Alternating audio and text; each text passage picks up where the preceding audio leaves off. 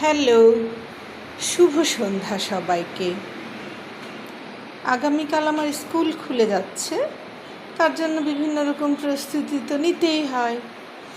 আর সেজন্য প্রচণ্ড ব্যস্ত ছিলাম সারাদিন।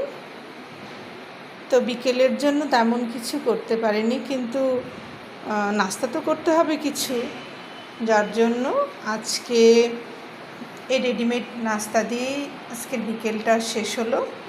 তো এই যে এই প্লেটে করে আজকে নাস্তা, এটা আমার মেয়ের প্লেট। ও এটাকে কি বলে জানেন?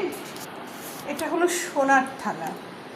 এইটা সে ঐতিহ্যবাহী কাঁসার থালা, কিন্তু ও ছোটোবেলা থেকে এটা বলে যে এটা ওর সোনার থালা।